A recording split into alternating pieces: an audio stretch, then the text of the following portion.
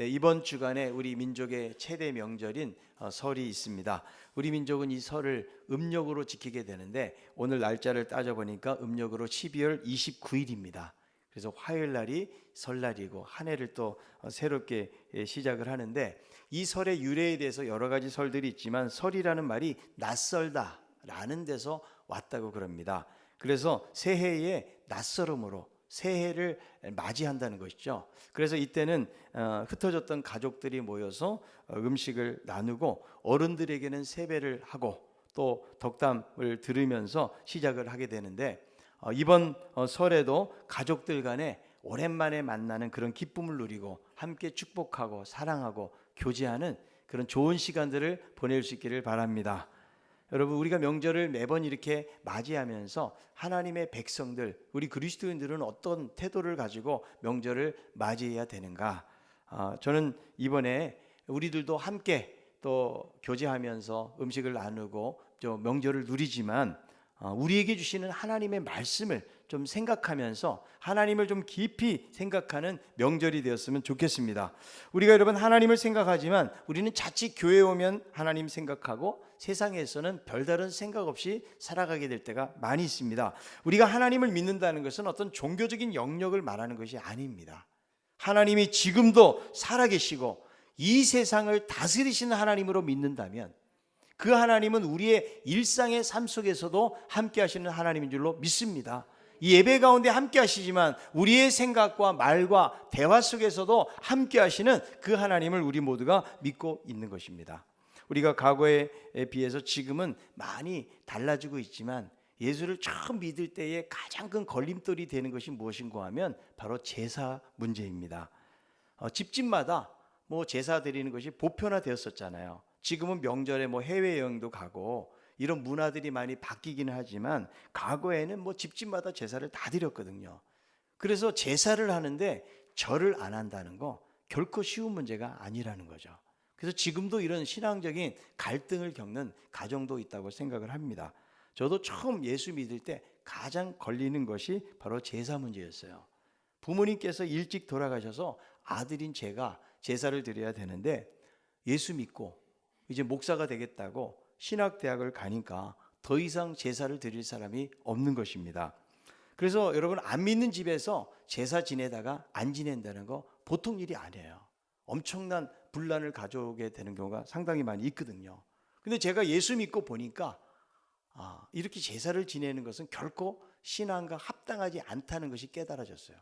그래서 고민을 많이 하게 되었고 기도하면서 내가 이것을 뛰어넘지 못하고서는 믿을 수가 없겠구나. 그래서 어느 날 결단을 하고 나갔더니 제가 막내였는데 어느 누구도 여기에 대해서 말하는 사람이 없었다는 거예요. 그래서 신앙으로 결단을 한다는 것이 인간적으로는 걱정이 되고 또 두려움이 앞서기도 하지만 막상 하고 나니까 나머지는 하나님이 도와주신다는 거예요. 여러분, 우리들도 살면서 신앙적으로 살기로 결단하잖아요. 분명히 어려움이 찾아옵니다. 그런데 중요한 것은 하나님이 도와주신다는 거예요. 여러분, 성경을 보면 우리가 신앙을 가지고 경건하게 살 때는 박해가 온다고 말씀합니다. 자, 디모데후서 3장 12절에 있는 말씀인데요. 무릇 그리스도 예수 안에서 경건하게 살고자 하는 자는 박해를 받으리라. 이것을 여러분 반대로 이야기하면 예수 안에서 경건하게 살지 않으면 박해도 없다라는 거죠. 여러분, 누가 세상을 살면서 힘들고 또 고난받으면서 살기를 원하겠습니까? 다 편하게 살기를 원하고 누군가하고 갈등을 일으키지 않고 고난 없이 살기를 원하고 있다는 거죠. 그러나 우리가 하나님의 백성으로 살기로 결단했다면 경건하게 살아야 되고, 그리고 어떤 고난이라도 내가 이겨내야겠다라는 그런 결단이 우리 가운데 필요하다는 거예요. 여러분, 우리는 세상의 법을 지키면서도 살아야 되지만 우리의 마음의 진정한 인생의 법은 뭐냐면 하나님의 말씀이라는 거예요. 그래서 말씀이라는 테두리 속에서 법 안에서 살아간다는 것이 엄청 답답하고 힘들게 느껴질 때가 있을 것입니다. 여러분, 예수 믿다 보면 포기해야 될 것들이 많이 있다라는 거죠. 여러분, 아무런 제재 없이 우리 인생이 살아간다면 행복할 것 같지만, 그런데 막상 우리의 삶에 아무런 규율이나 제재가 없다고 생각해 보세요. 여러분, 자유로운 영혼이 되어서 살면 잠시 행복을 느낄런지는 몰라도 인생이 망가지는 것은 시간 문제일 수밖에 없다라는 거예요. 제가 고등학교 다닐 때 1982년도에 두발 자율화가 이루어졌거든요. 그리고 그 다음 해에 복장도 교복도 자율화가 이루어졌어요. 학교마다 이제 알아서 하는 것이죠. 근데 제가 다녔던 고등학교 때는 적용이 안 됐어요. 왜냐하면 깐깐한 교련 선생님이 한 분이 있었는데 이분의 이름이 뭐냐? 조주일이에요. 왜냐하면 이주일 닮아가지고 또 조주일이라는 별명이 붙었는데 얼마나 깐깐한지 학교 정문에서 탁 서 있는 거예요. 그래서 학생들이 다른 학교는 머리 두발 자유한다고 기르기도 하는데 우리는 몇 센치 이상 되면 안 돼요. 그래서 좀 긴 학생들은 불려가서 머리를 뽑아. 그래가지고 자로 재가지고 여기 센치에 넘으면 그냥 막대기로 머리 한 대씩 얻어맞고 이런 분이에요. 그래서 이 복장이라든지 혹은 교련을 받을 때도 얼마나 철저하게 받았는지 몰라요. 근데 이렇게 하다 보니까 다른 학교는 두발이 자유화가 되고 또 이 복장도 자율화가 되는데 저희 학교만큼은 그대로 진행이 되었다라는 거죠. 그래서 이 선생님을 다 싫어하고 도망다니긴 했지만 제가 또 생각하는 것은 그래도 학생들 그렇게 제재를 하니까 머리도 단정하고 그리고 교복도 입고 또 공부에도 집중했다는 거예요. 제가 나온 고등학교가 강남의 8학군. 그래서 명문대를 전국에서 가장 많이 보내는 그런 학교 중에 하나였거든요. 그래서 이런 또 선생님 때문에 제재를 당해가지고 또 그 선생님이 싫어하기는 했지만 나름대로 이분 때문에 어쩌면 학교가 또 그렇게 자유롭지 않고 그렇게 규제하는 것 때문에 학업에 좀 더 집중하지 할 수 있었지 않나 이런 생각을 해보게 되는 것이죠. 여러분 우리 믿는 사람에게도 계명 법 그러면 두려움과 거부감을 갖기가 쉽다라는 거죠. 그런데 여러분 우리의 삶에 어떤 기준이 없다면 우리는 신앙생활을 제대로 할 수가 없는 거예요. 그래서 예수님도 뭐라고 말씀하시는 거야? 너희가 진리를 알지니 진리가 너희를 어떻게 하리라? 자유케 하리라. 여러분 이것이 진정한 자유라는 거예요. 아무런 제재 없는 것이 자유가 아니에요. 여러분 하나님께서 왜 선악을 알게 하는 나무 열매를 주셨을까요? 인간에게 진정한 자유함을 주시기 위해서요. 피조물로서 한계가 어디까지인지 그것을 알고 그 안에 있을 때 행복한 삶을 사는 것인데 인간은 이것을 침범하고 말았던 것이죠. 오늘 읽었던 말씀 십계명에 있는 말씀이잖아요. 하나님이 왜 이 십계명을 주셨을까요? 속박과 억압을 위해서 주신 것이 아니고 진정한 자유를 위해서 십계명을 주셨다는 거예요. 여러분 이스라엘 백성들이 400년 동안 애굽에서 노예 생활을 합니다. 이들은 하나님의 선택을 받았던 거룩한 백성이었음에도 불구하고 400년 동안 종살이를 하면서 하나님의 백성의 모습보다는 세상 백성 모습 닮아가고 그리고 그들 안에 가득 차 있는 것이 무엇이었겠어요? 노예 근성으로 가득 차 있다는 거예요. 우리나라가 여러분 일제 치하에서 40여 년 동안에 그렇게 있었잖아요. 아무리 영향을 안 받으려고 한다고 할지라도 국민 정신을 말살시키고 창시 개명해가지고 민족성을 해치는 일들을 했거든요. 그래서 아무리 노력해도 자기도 모르는 사이에 일본말을 쓰다 보면 그 문화에 적고 오염이 될 수밖에 없다라는 거죠. 여러분 40년이 그랬다면 400년은 얼마나 긴 기간이에요. 수없이 많은 세대가 흘러간 것이죠. 그래서 머리부터 발끝까지 사고방식, 언어, 풍습, 습관도 애굽의 영향을 받지 않을 수가 없는 것이죠. 여러분 노예는요 꿈이나 비전이 없어요. 왜냐하면 꿈을 가져도 이루어지지 않기 때문에 그런 것이죠. 노예들은 그저 시키는 일들만 하는 거예요. 열심히 해도 주어지는 것이 없으니까 열심히 할 필요도 없는 거예요. 그래서 하나님은 이 백성들을 광야로 끌어내셔서 가나안 땅에 들어가기까지 40년의 훈련을 시키시는 거예요. 가나안 땅 약속하셨지만 곧바로 안 보내세요. 며칠이면 갈 수 있는 거리를 40년 동안 어떤 훈련을 시키신 거예요? 하나님의 말씀대로 순종하는 훈련을 시키신 거예요. 그들 안에 있는 노예 근성, 억지로 하는 거, 마지못해서 하는 거, 이것이 아니고 자원해서 하나님을 의지하고 섬기는 그런 훈련들을 하나님이 광야를 통해서 보여주신 것이죠. 그래서 하나님은요 시내산에 이르러서 이 백성들이 지키고 살아야 될 10가지 중요한 계명을 주시는데요, 하나님이 이 계명을 주신 것도 고생시키려고 준 것이 아니에요. 진정한 자유를 위해서 주셨다는 거죠. 여러분 우리들이요 하나님 말씀대로 사는 것이 힘들고 어려워도 이 말씀대로 살려고 할 때 거기서 진정한 평안함이 오는 거예요. 여러분 하나님의 말씀이 아니면은요 이 사회 속에서 우리가 살아간다는 것이 결코 쉽지가 않아요. 제가 다음 주에 한번 이 편지를 여러분들에게 소개하고 싶은데, 오늘 2부 예배 마치고 가는데 어떤 청년이 저기 3장짜리 편지를 주셨어요. 그 편지를 보니까 이제 학교를 졸업하고 회사에 들어갔는데 너무 힘든 거예요. 매주마다 주시는 하나님의 말씀, 몇 월 며칠 날 어떤 제목의 말씀, 자기 힘들 때마다 계속 이 설교 말씀을 들었다라고 고백을 하는 모습을 보면서, 야, 정말 말씀대로 살려고 저렇게 몸부림치는구나. 그러니까 하나님의 백성은 거기에 진정한 자유함이 있다는 거예요. 여러분, 물고기가 물속에 있을 때 자유로운 것이죠. 땅이 좋다고 육지로 나가면 물고기는 죽는 거죠. 여러분, 송충이는 솔잎을 먹어야 사는 거죠. 하나님의 백성들은 세상의 원리가 아니고 하나님의 말씀의 원리를 따라 살아가는 것이 중요하다는 거예요. 그래서 하나님께서 출애굽기 19장에서는 언약 체계를 위해서 시내산에 강림하시고 20장에 보면 하나님의 백성으로 살아가는 핵심적인 법을 주시거든요. 그런데 2절에 보니까 이 십계명을 주시면서 십계명의 주체에 대해서 말씀을 하는데 누가 주시는가? 하나님의 자기소개를 보면 창조주, 전능자 이렇게 소개하지 않아요. 이 말씀에 보니까 2절에 보면 애굽 땅 종되었던 집에서 인도하여 낸, 지금 무엇을 강조하고 있는 거예요? 애굽에서 해방시킨 사건을 강조하고 있는 거예요.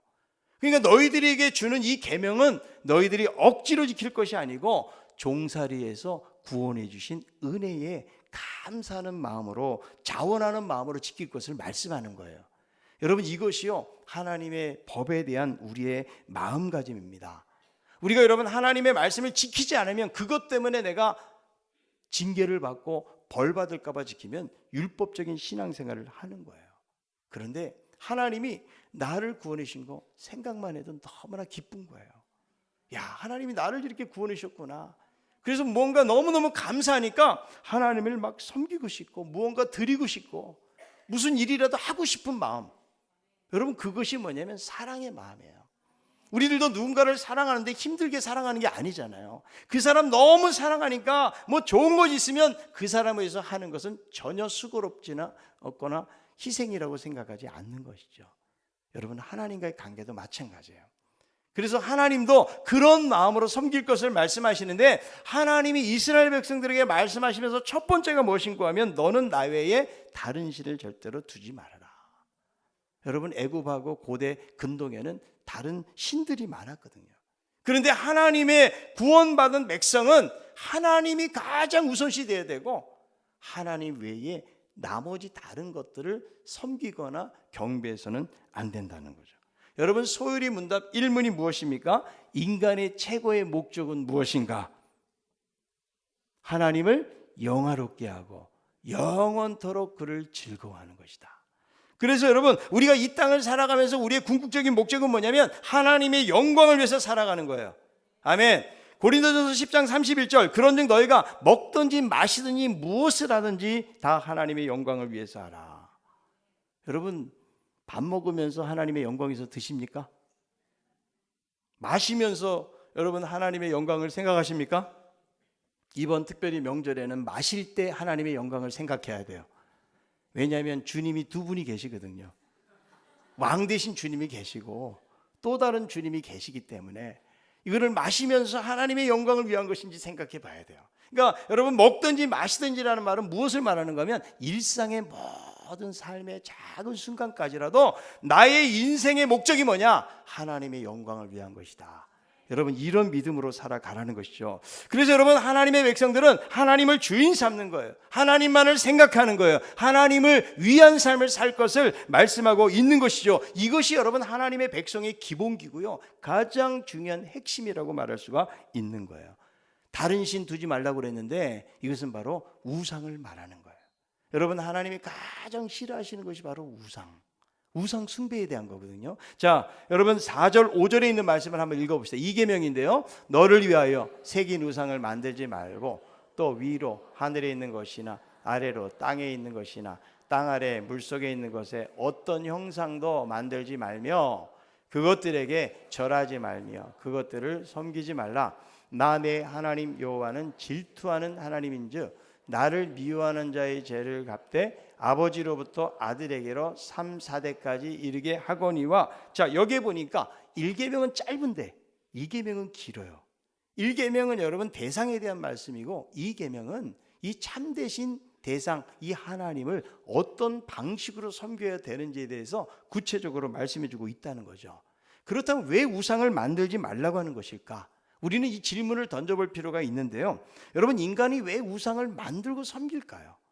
근데 여러분 생각해 보세요. 우상은 누가 만들어요? 인간이 만들어. 자기가 만들어 놓고 거기다가 경배하는 것은 참 어리석고 미련한 일이라고 볼 수가 있어요. 그러니까 여러분, 인간이 우상을 섬기는 이유가 뭐냐면 자기 집착과 만족 때문에 섬기는 거예요. 그래서 오늘 말씀에도 보니까 너를 위하여 새긴 우상이라고 말하고 있는 거죠. 그러니까 인간이 우상을 만드는 이유는 자기 자신을 위해서 만드는 거예요. 여러분, 1계명은 하나님을 위하여라고 말하고 있는데 인간은 범죄한 이후에 자기 자신을 위한 어떤 대상, 집착과 만족을 위해서 우상을 만들고 있다는 것이죠. 여러분, 명절이 되면은 우리가 절을 하잖아요. 그런데 절하지 말라고 하는 이유가 뭐냐면 2계명 때문에 그런 거예요. 자, 많은 분들이 조상들에게 절하는 것이 무슨 죄가 되는가? 부모님에게 효도하고 또 존경의 마음을 표하는 것이다. 어떤 신에게 하는 것이 아니라고 이야기하는 분들이 계시거든요. 여러분, 우리들의 전통으로 내려온 제사는요, 단순한 조상에 대해서 추모하고 기념하는 것이 아닙니다. 그렇게 여러분 간단하다면 조선 말에 제사를 거부한다고 사람들을 그렇게 죽일 수 있었냐는 거예요. 우리나라에 천주교가 들어왔을 때 조상 제사를 철저하게 반대했어요. 처음에요. 1791년에 신의 박해가 일어나서 핍박을 당하게 되는데 윤지충이라는 사람이 모친상을 당했는데 신주를 불태우고 제사를 폐했다는 것이 조정에 알려지게 되면서 탄압을 당하게 되고, 이것이 물론 정치적인 싸움하고 결탁이 되기는 하지만 이것으로 인해서 큰 박해가 찾아옵니다.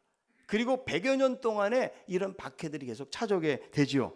그래서 그렇게 엄격하게 금지되었던 조상의 제사가 20세기에 접어들면서 새로운 국면을 맞이하게 되었고, 결국 교황청에서 1940년 12월 8일자로 교황의 명의로 이런 칙령이 내려왔어요. 조상 제사는 우상 숭배가 아니고 조상에 대한 예에 불과하고 신사 참배도 국민 의례에 불과하니 제사도 신사 참배도 수용하라. 이런 칙령 때문에 천주교에서는 지금도 제사를 허용을 하고 있는 거예요. 여러분, 많은 사람들이 제사가 우리나라 고유의 아름다운 전통처럼 여기는 경우가 많이 있거든요. 그런데 여러분, 역사를 잘 살펴보면요, 조선 이전에, 유교가 들어오기 이전에 그때도 제사의 흔적은 있어요. 뭐 하늘에 천도제를 올린다든지 이런 정도지, 이렇게 집집마다 가정으로 보편화되는 제사는 없었거든요. 근데 그것이 언제 들어오게 되는가 하면 조선을 시작하면서 태조가 유교를 바탕으로 시작하면서 정치적인 민심을 잡기 위해서 효심을 자극하는 제사를 하게 되는 거예요. 그래서 누가 중요하냐? 아들이 중요해. 아들이 제사를 하기 때문에. 그런 여러분 어떤 정치적인 그 힘이 거기 들어가 있는 것이죠. 그러니까 여러분, 제사라는 것이 우리나라 고유로부터 내려오는 것이 아니고 중국에서 전래되어진 거예요. 유교를 통해서.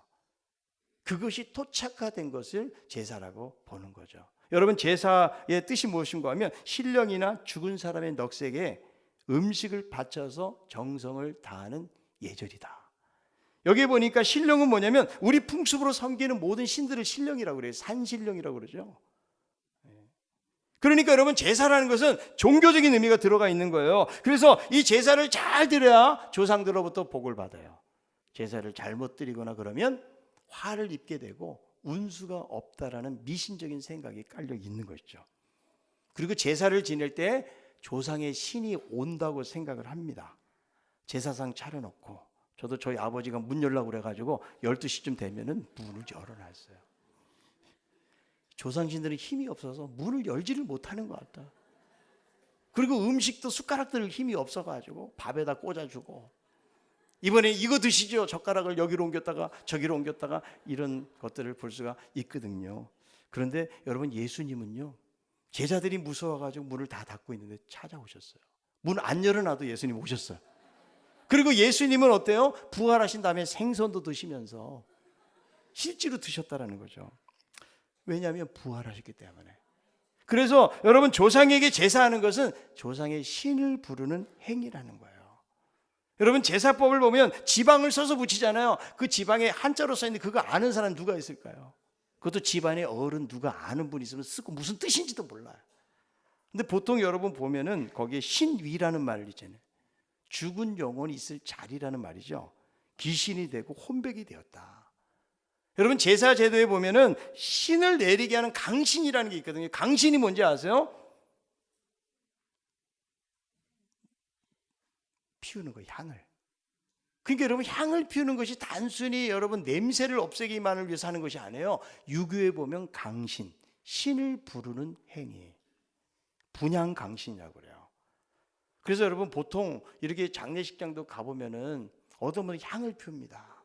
아, 예수 믿는데 지금 다른 사람 와서 좀 절할 수 있도록 향을 피운다고 그러는데 그 향을 피우는 이유를 알아야 돼요, 유교에서는. 그 다음에 참신이 뭐냐면 절을 2번 하는 거예요. 조상의 신이 온다라고 여기면서 거기다가 절을 하는 거다. 그러니까 여러분 단순히 여러분 제사라는 것이 조상의 은덕을 기리고 기념하는 정도가 아니고 이것은 귀신에게 절하는 것 같고 1계명, 2계명에 분명히 어긋난다라고 말씀하고 있는 거죠. 조선 후기 천주교가 제사 문제로 박해를 받을 때 이호영이라는 천주교인이 문초를 받게 된 거예요. 왜 너는 부모에게 제사를 지내지 않느냐?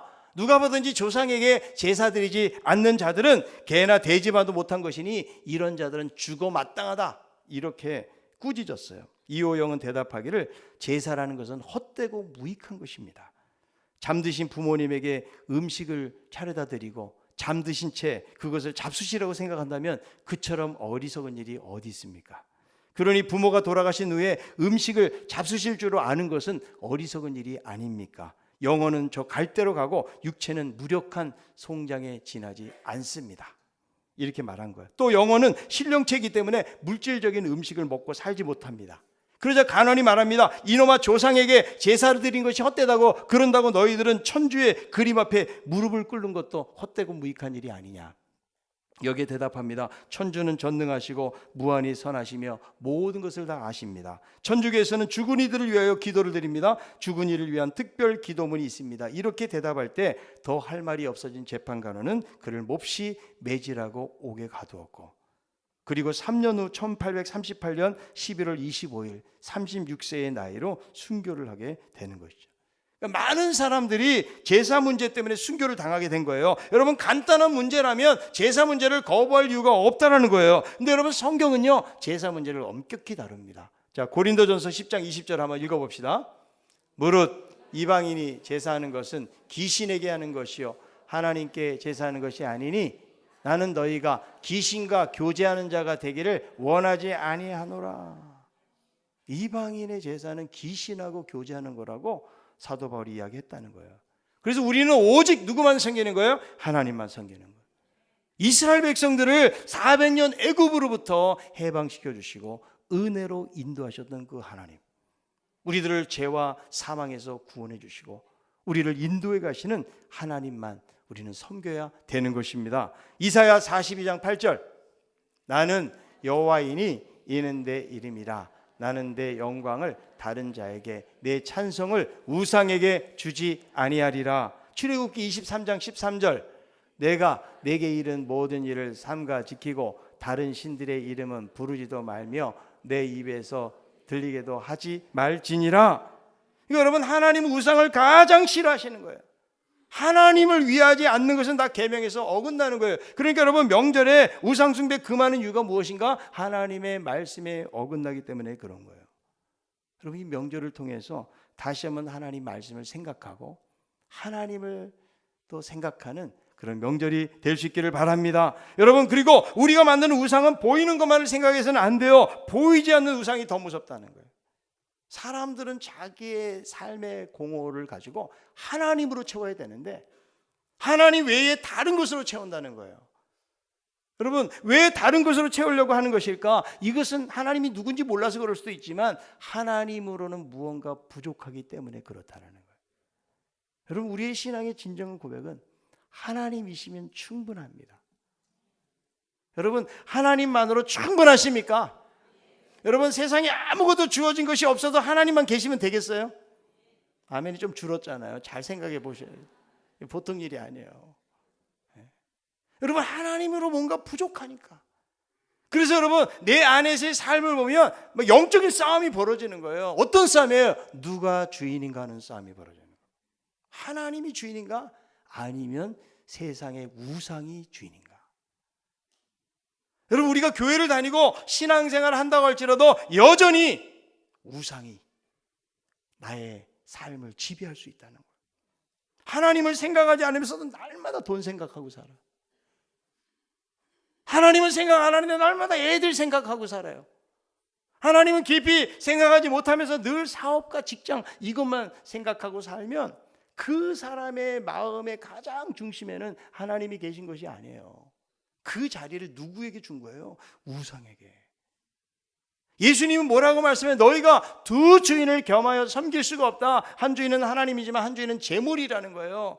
엄청나게 강력한 우상이 우리들을 잡아 끄는 거예요. 그래서 여러분, 하나님을 사랑하면 하나님이 나의 전부입니다. 나는 하나님만 섬기며 살겠습니다. 이런 결단으로 나아가야 되거든요. 여러분, 하나님은 우리를 위해서 전부를 주셨잖아요. 그런데 우리는 종교적인 영역 속에서 내가 필요할 때만 하나님을 정말 사랑하지 못하는 거예요. 하나님은 온전히 우리의 사랑을 받기를 원하시는 하나님. 그래서 어떤 하나님이라고 그래 성경에 보니까 질투하시는 하나님이라는 거예요. 왜 그럴까요? 우리를 너무너무 사랑하신다는 거예요. 여러분, 남편 한 사람으로 충분하십니까? 또 다른 남편이 필요한 건 아니십니까? 여러분, 아내 한 사람으로 충분하세요? 여러분, 부부지간에 당신 나만 사랑하고 살아야 돼, 이게 이기적인 말이 아니에요. 부부지간의 도리라는 거죠. 그러니까 여러분, 우리들은 다 신부예요. 하나님이 신랑이신 거예요. 하나님이 뭐라고 말씀해? 야, 너 나만 바라봐야 돼. 그런데 자꾸 다른 신랑을 바라보는 것을 영적인 간음이라고 이야기하고 그것을 우상이라고 이야기하는 거예요. 여러분, 온전히 하나님만 바라보고 하나님만 생각하는 우리 모두가 다 되기를 바랍니다. 하나님이 우리의 삶을 인도하시는 거예요. 세상에 있는 어떤 것들이 우리를 편하게 만들어주고 우리를 안전하게 만들어주는 것 같지만 진정으로 우리의 인생을 붙잡고 인도하시는 분은 하나님밖에 안 계시는 거예요. 우리 믿는 사람들이 명절에 이 하나님을 생각하세요. 하나님을 사랑하는 자에게 천대까지 은혜를 베푸신다라고 말씀하고 있잖아요. 그래서 이 명절을 통해서도 우리가 그냥 교회에 와서만 하나님이 아니고 명절에 믿지 않는 사람들을 만나면서도 하나님, 저에게 믿음 주세요. 그리고 지혜 주세요. 어떻게 그런 상황들을 잘 이겨나가고, 그리고 믿지 않는 그분들이 어떻게 하나님께로 돌아올 수 있을까, 이것을 기도하면서.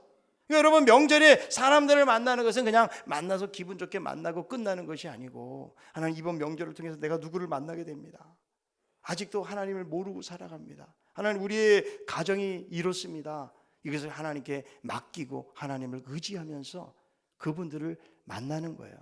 그러니까 여러분, 명절, 1년에 큰 명절 2번 있을 때 그때마다 믿지 않는 사람들이 돌아오고 주께로 돌아오고, 이것이 여러분 하나님 나라 확장되어지는 역사가 아니겠어요? 늘 기도하면서 우리는 그런 마음의 자세를 가지고 만나는 거예요. 왜냐하면 우리의 진정한 삶의 주인은 하나님이시기 때문에 이 하나님을 고백하고 또 이 명절을 아름답게 잘 보내는 우리 모두가 다 될 수 있기를 바랍니다.